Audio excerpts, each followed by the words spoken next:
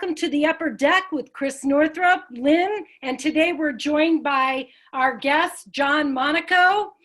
Thank you for joining us. Why don't you tell us a little bit about yourself, a little bit about your background and your Yankee fandom.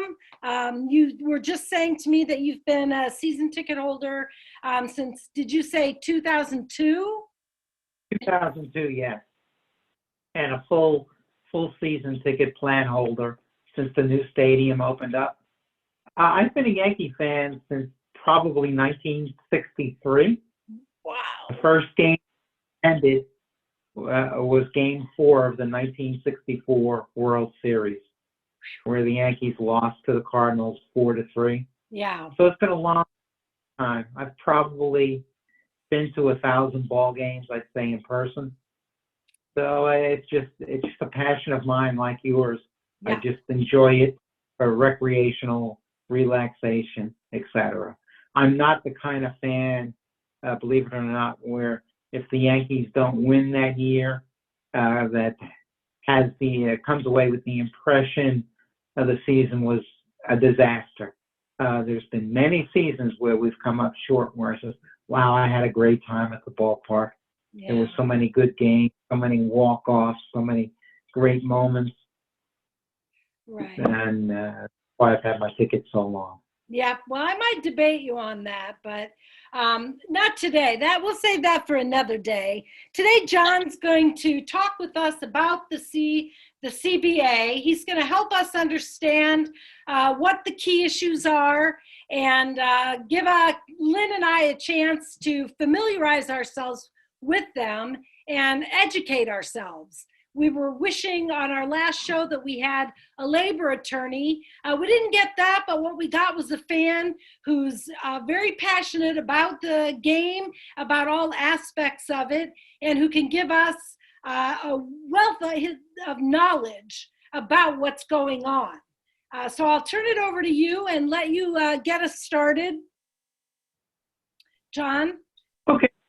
Thank you, Chris. As I've assembled all the different bits of information that are available to us publicly, and I want to preface that MLBPA, if you look at their website, they've not produced a single thing, nor has MLB. So I have to piece together my information from what I'll say are credible people in the baseball industry to get a feel of potentially what's going on.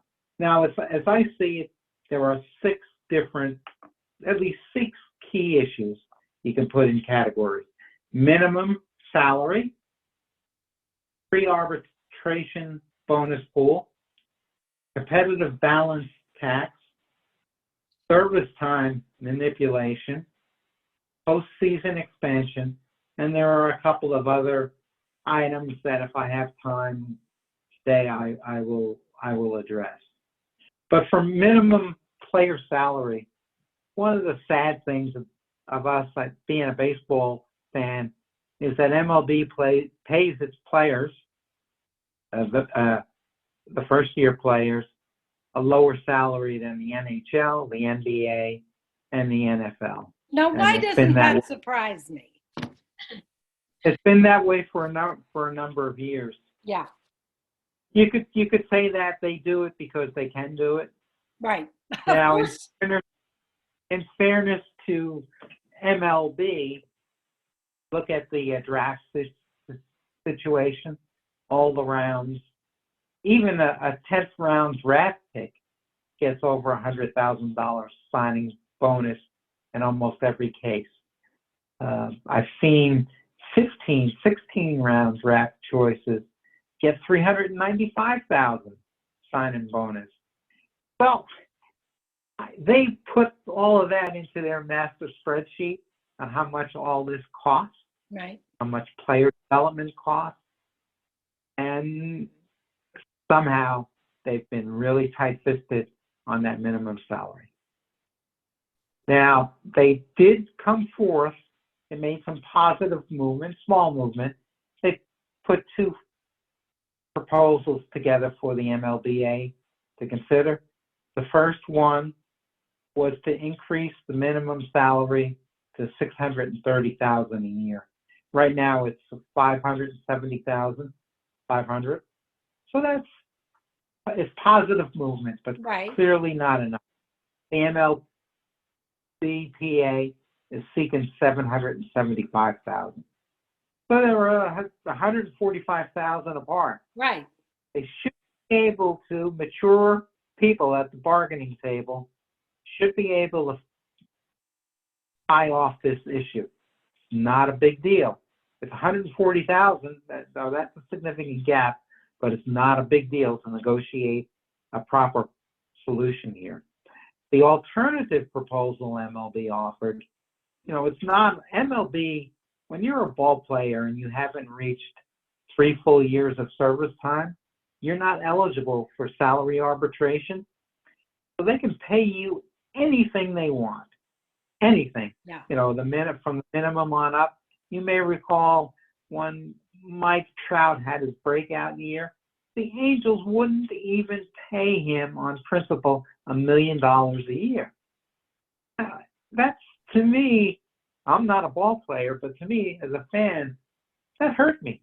Say, you have to respect your talent and your players. And they made it a point that we're not giving you $1 million after your wonderful breakout season. So that's the hostilities over time that's built up.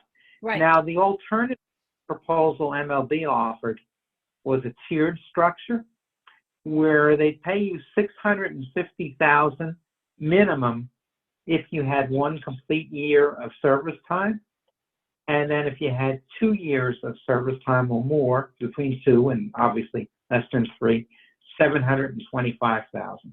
It's still not enough. So John, in my view. define service time for everybody. So does Oh, service time mean strictly 40-man roster? What's the definition there? Service time is being on the 26-man roster or the IL once you've been on this 26-man roster. Right now, MLB, look at my notes on service time. I can't forget. Yeah, right now you have to be on the roster 172 days to get full credit for 1 year.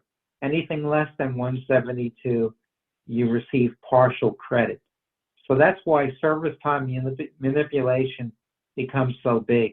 Right. Is that consecutive or baseball, yeah, for the season. I remember the season's about 182 days. It's about a 6-month season.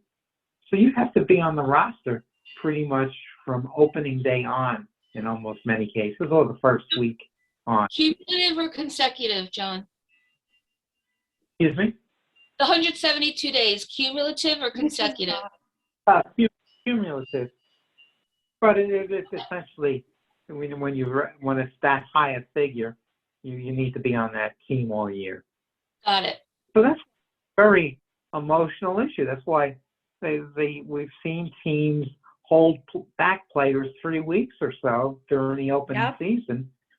We're calling them up so they won't get a full year of service time. Now, what that means is that player's going to have to wait another year for free agency. Yeah. So it's kind of a bad situation. MLBPA, that's why they screwed up the last 2 CBAs. They agreed to this. All right, they didn't realize the unintended consequences of what it can mean to play. So they hurt their membership. Now, to MLB's credit, there appears to be an offer that they bandied about that for the first-year players, we may give you service time, a full year of service time, if you've been on an active roster for 60 days or more. If that is true, I saw that reported from Mark Feinsand. If that is true, that is significant. And if I was on the other side of the table, I'd pound on that and build a solution around that, saying that's good because when we talk about service time manipulation, that kind of stops it. Every team, let's face it, if you're a good ball player and they think you can contribute and help their team, they're going to bring you up. So if it's with a 60-day,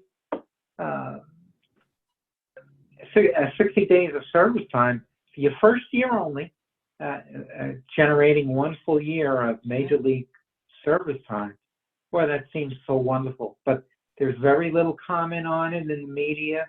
Right. In fact, zero comment on it. Let me Right. be Well, blunt. you know what I think actually is that these issues are so complex that, and the issues you've had to dig to get this information pretty deep, so that just the ordinary fan, like me or Lynn, maybe, you have to go out and get the information. They're not splashing it across the media for us. No, they're not trying to sell us on it. No. They're doing nothing. Now there is.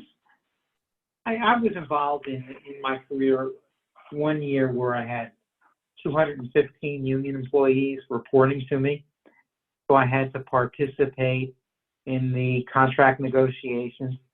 As the business, in theory, the business owner, because anything we negotiated, the lead negotiator for our company can talk about payroll, rate increases, things that are benefits, things that are financial.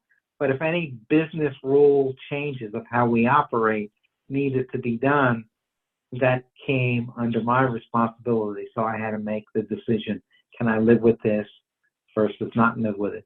But where I'm going there is these negotiations, there's just not the give and take that I'm used to in terms of the dialogue and the relationship. That doesn't mean you can't be firm, you can't be tough, you can't be resolute, but there doesn't appear to be much budging, Right. To get a deal. There doesn't appear to even be much communication. I mean, both sides have gone for relatively long periods of time between offerings that they've made to the other side without response. And then someone comes and responds. There's no urgency. Well, most fans would get that impression, but I think that's because the hostility is so high, the level of hostility. Now, I think I hate second guessing, but I'm not sure what MLB was thinking about putting that lockout on December 2nd. Right. They certainly have every legal right to do it, but if I was an owner, I would have said, well, how about if the players are really strong in their convictions and aren't going to cave in? We're going to have a situation where we have up to 300 unsigned players. We have all these arbitration cases to deal with. We have incomplete rosters. How are we going to do all of this? What happens if they won't talk to us? Now, of course, Manfred came out and said he thought the lockout would stimulate dialogue. Obviously, it didn't. And then in that case, well, you would think, surprise. Manfred Players called their bluff. Players called their bluff. We're counting on that. Yes, and you would think that MLB would have a backup plan saying, hey, guys, this calendar isn't good for us. And we've lost all of December. Now we're losing January and February. But you would think maybe in January they would have said, that's it, we better be aggressive, roll up our sleeves, and put some good proposals on the table that can stimulate the proper dialogue. Didn't happen. So John, on that, why has it taken from December until supposedly this week for escalated dialogue? There were months between coming to the table more than once. What's your insight on that? Well, the only way to explain that is neither side wanted to budge much. The union wanted to, said we have the resolve of the players. We're going to stick together on these issues that we feel strongly about, and we're not going to bend. MLB on the other side saying, oh, we're so used to pretty much getting our way, we'll give them a few carrots here, a few carrots there. They will break down and sign. Didn't happen. didn't happen.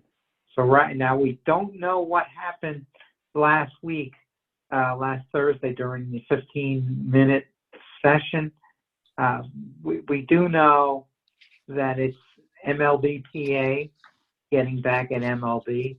If you recall, I'm going to get down into the weeds, but about 3 weeks ago, MLB was supposed to provide a counter proposal to the union. They didn't. They just offered mediation. Yep. So they took the MLBPA off. So when Thursday came, MLBPA didn't counter anything in MLB's last proposal, which was a week ago, Saturday, I believe. So, no, it's just the indications of bad blood and the hostilities between the two. Right. You can't resolve anything with that attitude. So unless there's significant movement this week, this is going to go on. Now, hopefully, the 5 members of the ownership committee have the business and the soft skills, the interpersonal skills to pretty much stimulate the dialogue on all these issues. Let's start wrapping them up one at a time. Let's talk through them and make some progress. John, what do you think is the single most divisive issue between the two parties? Oh boy, there's some equal. The service time manipulation is significant. Okay. The minimum salary Yeah. is significant. The amount of money ball players can earn in year 1 and 2, and very few players are called up and stick with the roster, where after 2 years you have 2 full years of service. Right. So you're at the mercy of ownership. They just mail you a contract. That's it. This is what we've offered you. Yep. You were making $570. We're going to give you $610 next year. So you have to say. Yep. So this is probably a very personal fan kind of question, but how will the impact of where we get to in terms of player salary, how will that impact look for the Yankees specifically, a dynasty that has always valued building career Yankees? Because, what happens after year 2 and they're at that, that extra level? Does that better the risk of more options being there for players moving on early? That's an excellent question. CVS is telling me I have a prescription ready. Okay. So Real life, damn it. that's the unintended consequences. That's why a lot of smart people have to negotiate this deal. If you make the bonus pool too high for the younger players, MLB can simply not offer them a contract. There's nothing that says you have to offer a ball player a contract. Right. So that's a problem. They could say, well, gee, I could save money. I can not offer so-and-so, but I have this young guy. We think maybe he's ready for the major leagues. I can bring him in at the minimum salary instead of paying this other player $2.5 million, $2.7 million, whatever, based on his service times completed. So they have to figure that out. They have to collaborate and figure it out. Otherwise, you have new future issues where the model is great, but it's not great if the owner doesn't offer you a contract. Right. Right. Attrition's going to really have an impact. Potentially. It can. Yeah. If they make it too robust. It's just like you have to figure it out just right. It has to be the right balance for both ownership and the players, because if it's too lopsided on either side, you just have hard feelings. Right. This week, I know Craig Carton came out with, and you probably saw this, a tweet about a 14-team expanded playoffs. And I wondered, John, what you thought of that possible scheme and how that might play into the negotiations. Sure. Well, that's important. MLB signed a new contract with ESPN for $100 million additional monies to be paid to broadcast the expanded wild card games, the first round. They would have it exclusive. So that's $100 million that goes into that pot that pays the players. Remember that 48% we talked about earlier. But the MLB has some level of incompetence. I mean, they've had this persistent stadium issue for the Giants and the Rays that should have been resolved a few years back. Right. They just sit back and then let it play out. It's ruined MLB in that if both of those teams were set in new facilities, which they desperately need, they could expand to 2 more teams. That would take it to 32. So it'd work out perfect from a scheduling perspective. Yeah. Plus, they can try and build up. They can get rid of both leagues and just come up with, say, 4 divisions of 8 teams, and geographically symbolize those divisions. So in theory, you could have the Blue Jays, the Red Sox, the Yankees, the Mets, the Phillies, the Nationals, all in the same division.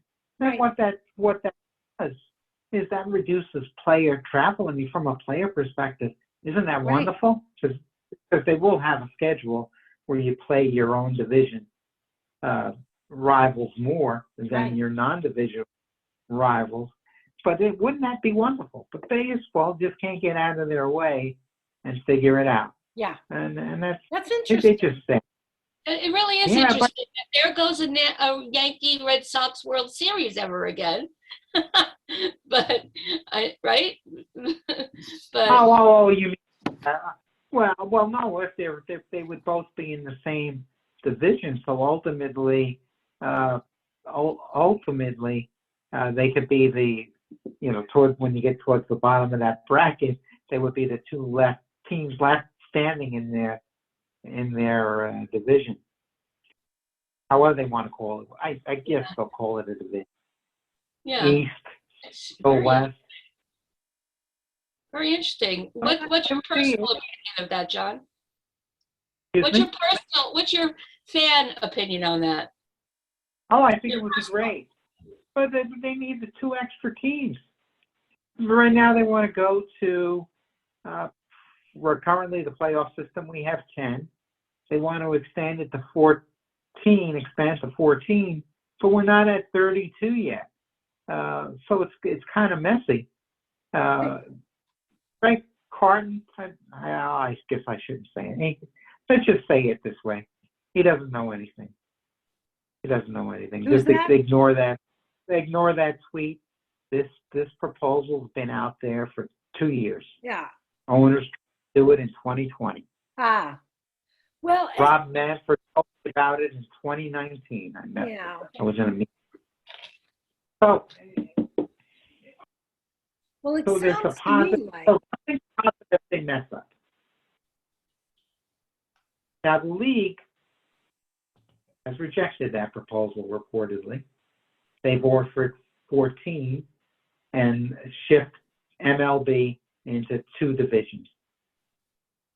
So that would be 2 divisions of 15, and 7 teams from each division make the playoffs.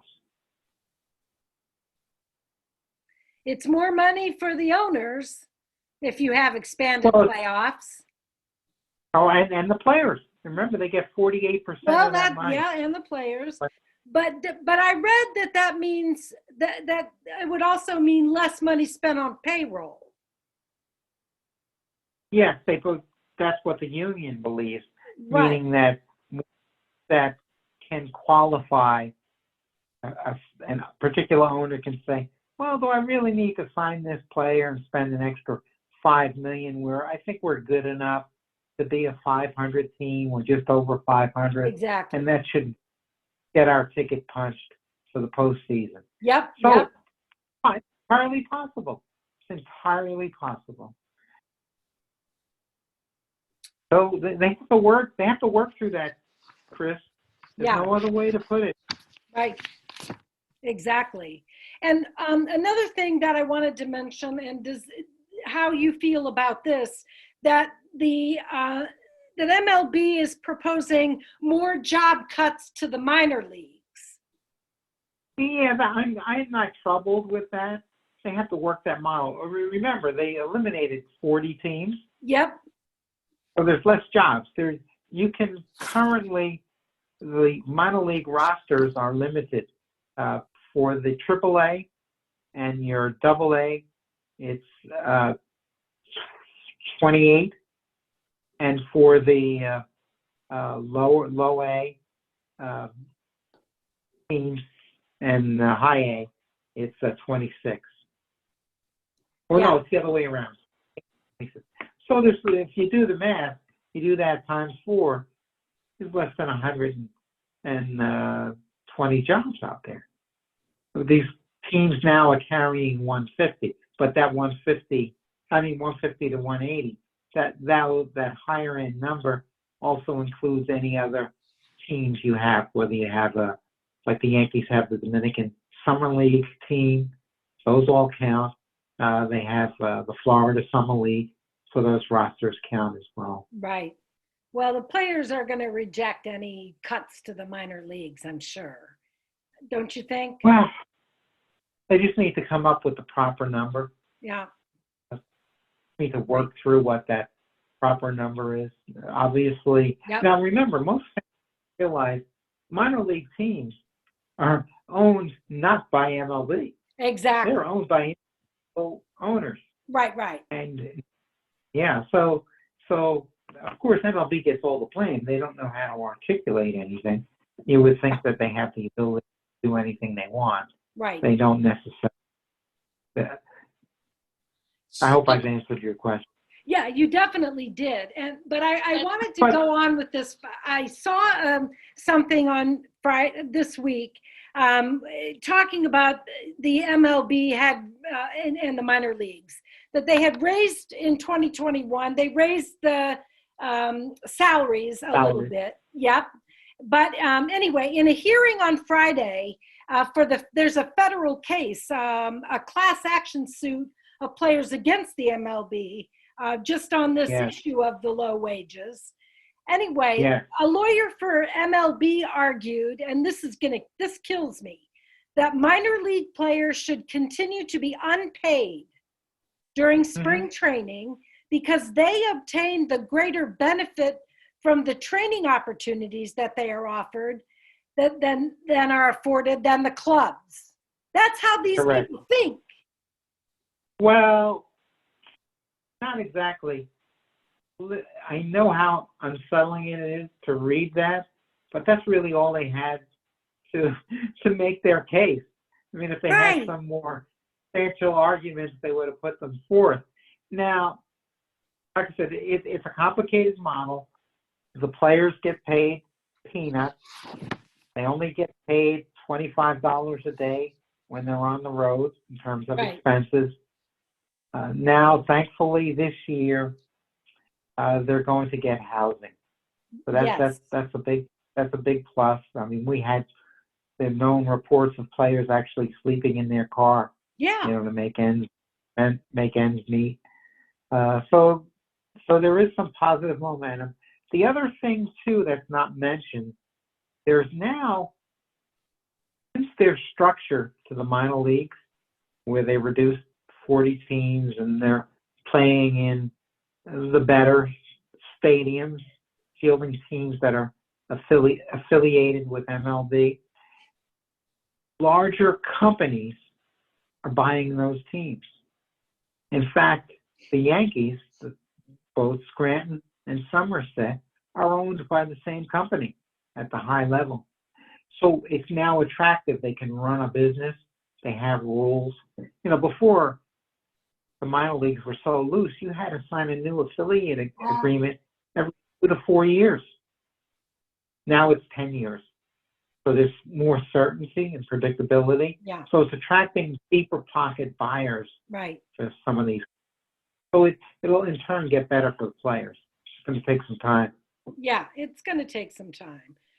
The Athletic reported that the league had previously argued that players receive thousands of dollars a week in value,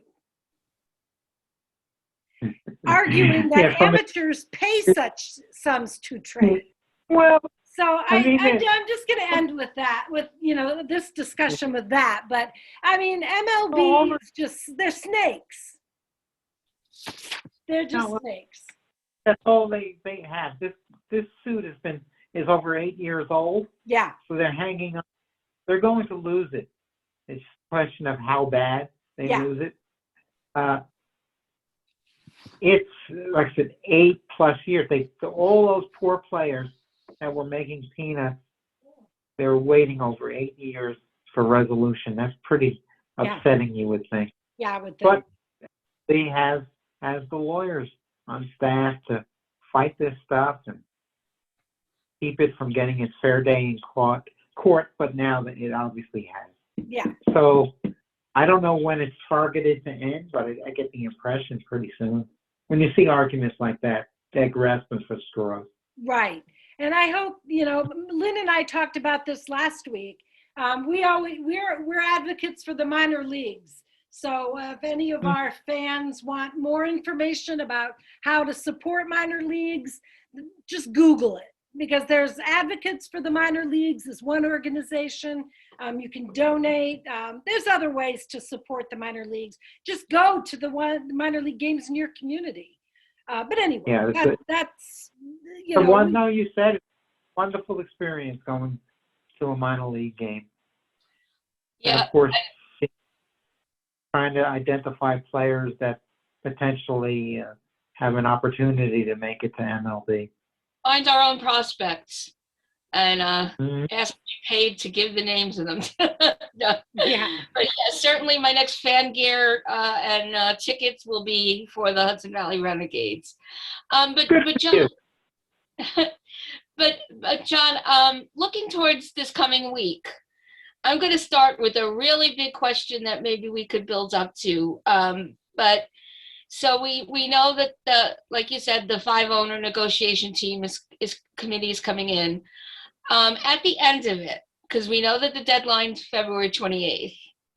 At the end of it, what would be more likely, an agreement or an end to the lockout or something in between? But starting with what's your take of the week ahead? Well, the lockout could end. MLB offered what's called a memorandum of understanding, which is a framework agreement. It's not legally binding, but it says, hey, we have a lot of issues to work through. These are the things we pledge. Each side pledges to work through while we open up the spigots and the lockout. So that's a possibility, that memorandum of understanding. But of course, that's a separate document that has to be negotiated as well. The more realistic is just to find that happy medium ground on these key issues and come to a resolution. You think that's more realistic? I'd like to think so. I couldn't trust either side if they did go forth with a memorandum of understanding to roll up their sleeves and get a deal done. I think they'll just keep putting us through hell. I mean, I was part of the 1994 strike, ruined my summer plans. I had like 12, 13 games that I already planned on attending, and once after the August walkout where I had tickets in hand, I was going to go on a trip to visit a number of major league ballparks as well around the country. So it was just awful. But yet, and it was so unnecessary. But we won't get into that. Well, I think that's important that you say that it's how that affected you personally. I mean, and financially. It messed up my summer vacation. And my friend and I we just, instead of visiting all these parks, we went, we decided to go to Nashville, and we had a good time there, a good few days there. We did some other traveling around the Southeast. Oh, we went to see the Columbus Clippers. Okay. Because minor league baseball was still active, but it was so depressing, and whoever thought that they would ever get together and come back and finish the season and have a postseason. It was just too hard to comprehend that happening. No, it was very unsettling. Yeah, and I've been heartbroken myself just this past week, seeing the date for pitchers and catchers roll by without any action, seeing the spring training date go by. Now we're delayed. I mean, it's painful as a fan to go, to be experiencing this and to have no hot stove season. Now on the plus, unnecessarily, right? On the plus side, we see, particularly on Twitter, all these players that are out there working out on their own. Now, for most, as long as you have a place where you can work out, whether it be indoors or outside, you're okay, and they're going to come into camp fit and ready. The only thing missing, I believe, will be their physical and their sea legs. Once you put spikes on, after a few days of that, your legs get a little tired. But they're going to be able to jumpstart this if they can only settle this at the table. So on the plus side, I just want to make a few points that really obviously we've all heard that they've agreed to the universal DH. Long overdue. That's wonderful. But MLB wants to add advertising patches to the uniforms. So I read that. The union has rejected that so far. It's kind of the way the world works, right? Trying to generate additional sources of revenue. But the Australian League does, other leagues do around the world. Yeah. So where does it fit in relation to the Nike swoop? Like, how many other decorations are our uniforms going to end up with? I remember how horrified it was when they had the advertising signage first behind home plate, the rolling signs. Yeah. I believe the Detroit Tigers were the first team to do that. I just couldn't. And now it's like every day. Right. And the advertising on the mound. Yeah. And that's kind of okay. Some of those advertisements are all right. Some of it's on the mound. Some of it is just like the Yes Network superimposing something on there electronically. Now, there's another big one. MLB is seeking an international player draft. I mean, they've talked about that for years. Union has fought that. That's another model that I think would be beneficial to baseball if they can just figure that out. Now, MLB, to their credit, they just didn't ask for the international player draft. They offered to increase the signing bonus pools and draftees to more money as well as international players. So at the end of the day, that's going to go to these, I can't call them, they're not union members, but it's going to go to the individual ball players, the young ball players. I think that's all good, but it doesn't seem to have any traction on that whatsoever. Yeah. And also, courtesy of Mark Fein, and only person that's reported this, MLB has proposed better health benefits, but there's been no details on what those are. The major national baseball writers don't even reference that. So to MLB's credit, they have made some offers. So that's why they take a little personal, saying, hey, we're giving you stuff. But of course your stuff isn't enough.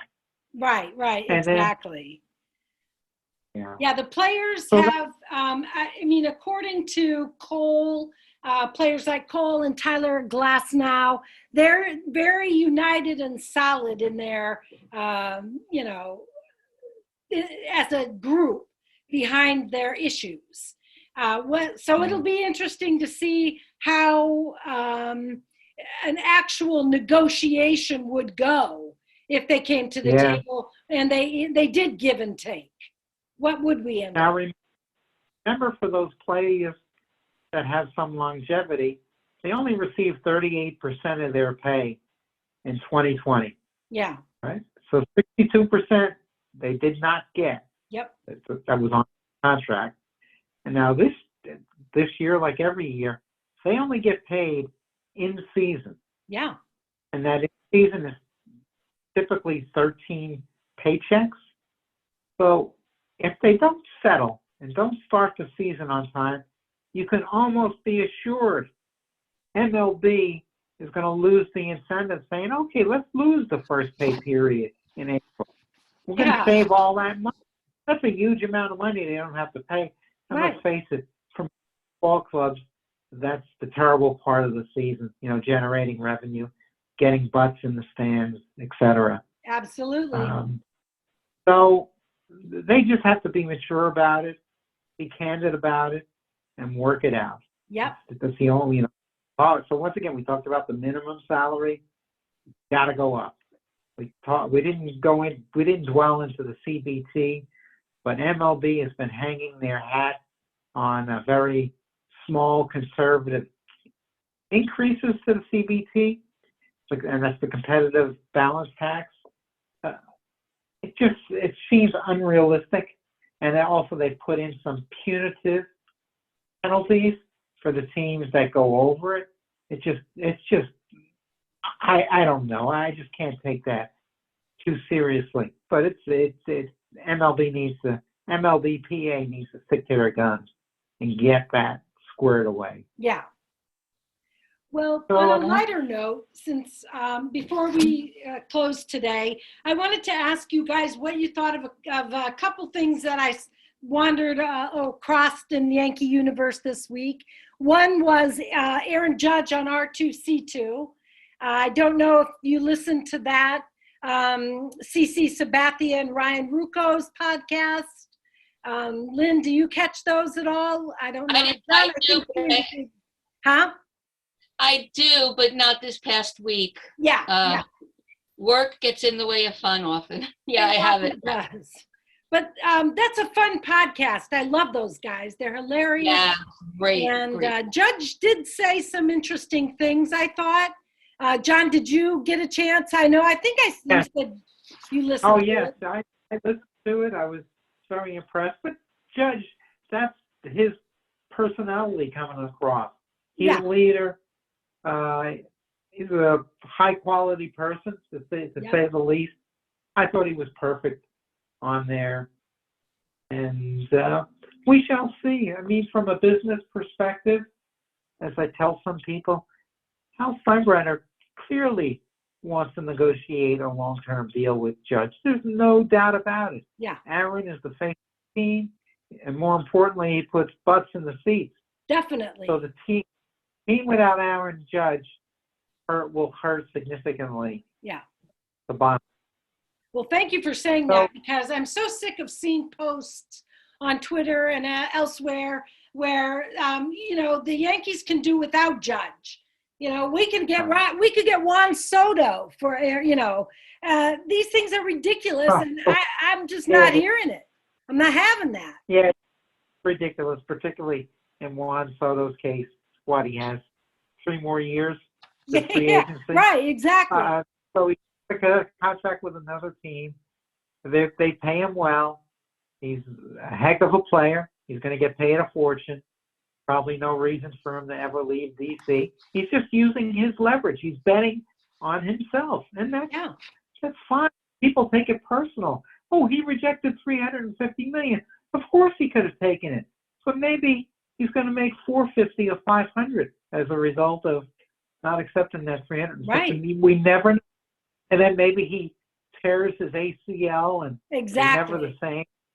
But he's already made some good money. Will continue to make some good money. Right. So every one of us has the right to do that in our work careers, our occupations, etc. Yeah, absolutely. Lynn, what did you think of? What do you think about the Yankees extending a contract to Aaron Judge sooner rather than later? I think I'd have a word for them if they don't. Yeah. And you can all wonder what that word is. I think some of you might know.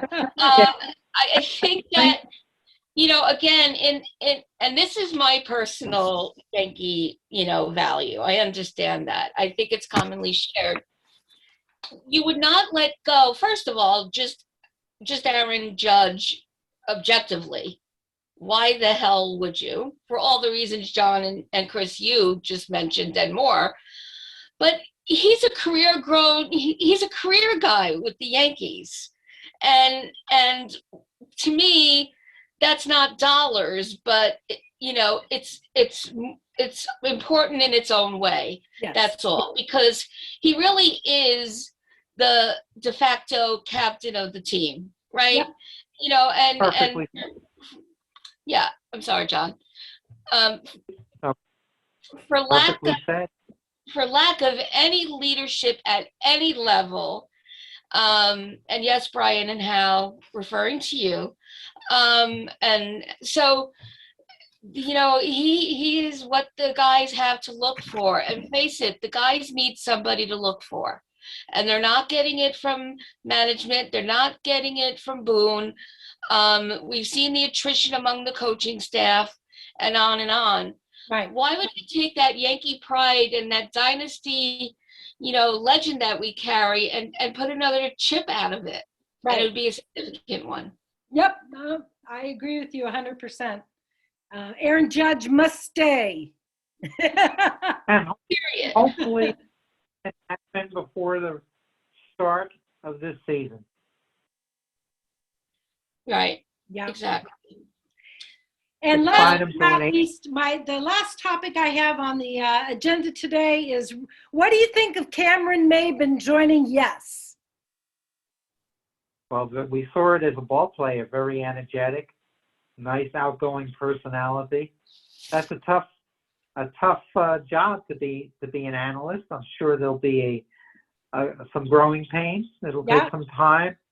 Of course, it was encouraging. Michael Kay said in the audition tape they did together, he knocked it out of the park, which is wonderful. Yes. But we'll see. You just have to be patient. You have to give him time.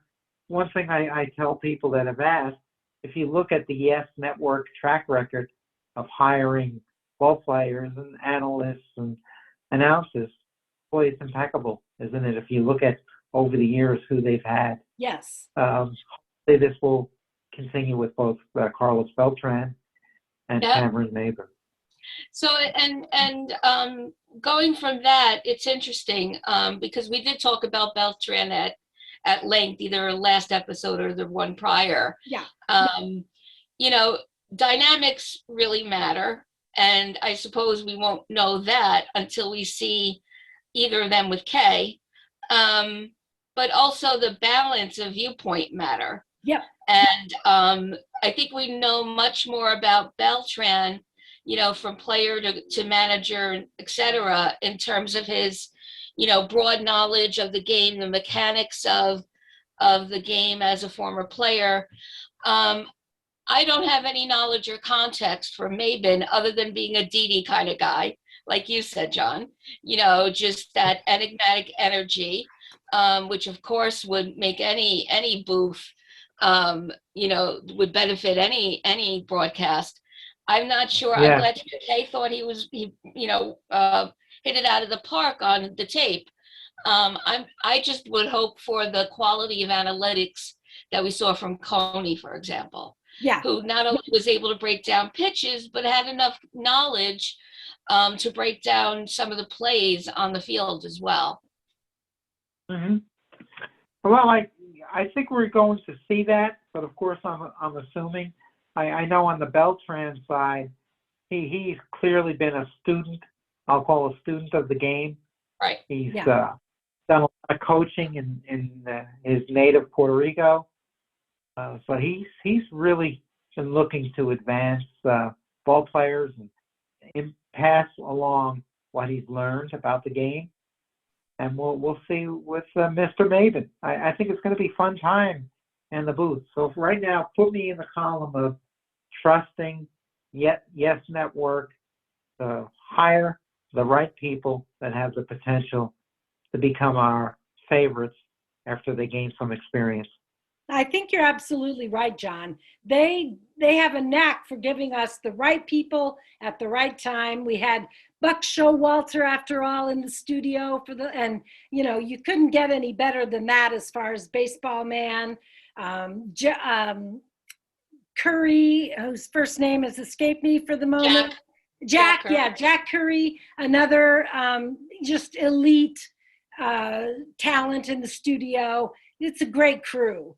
So, well, I want to thank you guys for joining us today. John, thank you so much for coming on and giving us a lot of insight and answering our questions and being patient with us. Yeah. Hopefully, go ahead, John. Hopefully at some point we can have a get together to discuss the settlement and what we believe each side agreed to. I'm keeping my fingers crossed. I'm a very sick person, but there's been nothing that's come across that you read into these meetings and negotiations that would lead you to believe that there's going to be a major breakthrough. But if I owned the ball club, I'd be pounding my fist, and I wouldn't let anyone out of the room. Exactly. So I could hammer home these issues. Yeah. Yeah. And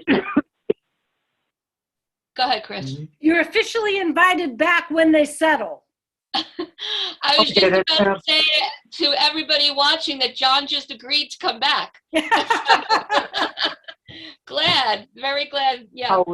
It'd be my pleasure. That day. I hope we're not sitting around with no ball games other than for me, the Somerset Ball Club is about 45-minute drive from my house. Yeah. So I'll definitely attend some of their games. But Scranton's about an hour, probably hour and 45 minutes. So you could catch up with Chad Weisberger. I think he's in Somerset a lot.